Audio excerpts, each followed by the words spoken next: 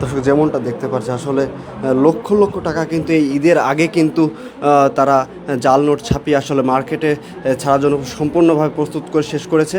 এবং এখানে যেমনটা দেখতে পাচ্ছি যে তাদের তৈরি জাল নোট তৈরি যত সরঞ্জাম কিন্তু তারা এখানে নিয়ে কিন্তু কাজ করতো। এবং র্যাবের একটি অভিযানে কিন্তু তাদের এই জাল নোট লক্ষ লক্ষ জাল নোট সহ কিন্তু তারা আটক হয়েছে। এবং দেখতে পাচ্ছি দুইজন কিন্তু এখানে অবস্থান করছে, দুইজন কিন্তু শিক্ষার্থী বলে তারা দাবি করেছেন। এবং আমরা যতটুকু জেনেছি যে তারা দীর্ঘদিন যাবৎ আসলে তারা কিন্তু এই জাল নোটের ছাপানোর কার্যক্রম শুরু করেছিল। এবং আমরা যতটুকু জানি একজন নারীকে আসলে তারা একটি 1000 টাকার নোট দেয় এবং সেই 1000 নোটের আসলে তথ্য অনুযায়ী কিন্তু আস্তে আস্তে তারা বেরিয়ে আসে তাদের এই আসল রূপ। তারা যে তৈরি করেছিলেন যে লক্ষ লক্ষ জাল নোটের তৈরির কারখানা। এখন পর্যন্ত যেমনটা দেখতে পাচ্ছি আসলে এখানে কত লক্ষ টাকা আছে সঠিকভাবে বলতে পারছি না, কিন্তু লক্ষ লক্ষ টাকা কিন্তু তারা জাল নোট ছাপিয়েছে। আপনাদেরকে একটু দেখানোর চেষ্টা করি দর্শক।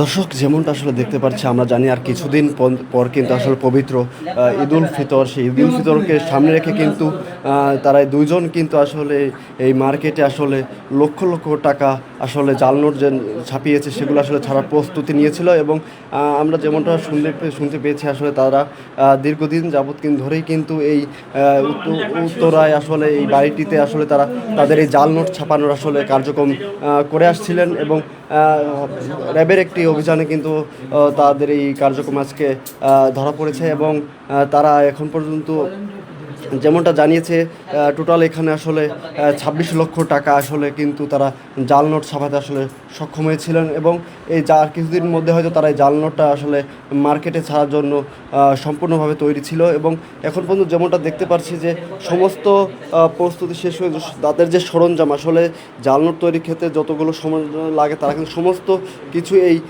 বাড়িটিতে আসলে পরিচালনা করতে এখান থেকে আসলে এই রুমটিতেই আসলে থেকে কিন্তু তারা সমস্ত কার্যক্রম করতো। এবং ভাই জাল নোট আসলে আপনারা কতদিন ধরে ছাপান একটু বলবেন? আমি জানি না ভাইয়া। আপনি জানেন না? না ভাইয়া। কে জানে এটা? সেটা ওকে জিজ্ঞেস করি। আপনার নাম কি? আমার নাম রাকিব। আপনি কি করেন? আমি স্টুডেন্ট। কোনগুলোতে পড়েন? আমি মাইলস্টোন কলেজ থেকে চেষ্টা। ভাই আপনার নাম একটু বলবেন? মুখ লাগাচ্ছেন কেন ভাই? বলেন, এই কাজ করার আগে তো বলা উচিত ছিল ভাই। বলেন। দর্শক যেমনটা দেখতে পাচ্ছি আসলে তিনি এখন আসলে কথা বলতে যাচ্ছেন না, কিন্তু আমরা যেমনটা দেখতে পাচ্ছি এখানে কিন্তু তাদের তৈরি লক্ষ লক্ষ টাকা কিন্তু জাল নোটে ছাপা সমস্ত নোট কিন্তু আসলে 500 টাকার নোট তারা ছাপিয়েছে। আসলে দেখে আসলে বোঝার ক্ষমতাই নাই এটা আসলে জাল নোট কিনা। আসলে সাধারণ মানুষের কাছে যখন এই নোটগুলো একবার পৌঁছাবে আসলে তারা আসলে কতটুকু ক্ষতিগ্রস্ত হবে এই চিন্তা কিন্তু তারা একবারও করেনি, কিন্তু না করে কিন্তু তারা এই জাল নোটগুলো আসলে ছাপিয়েছে। আসলে একটা সাধারণ মানুষ যখন এই নোটটা হাতে পাবে আসলে তাদের বোঝার কোনো ক্ষমতাই থাকবে না যে এটা আসলে জাল নোট নাকি আসল নোট।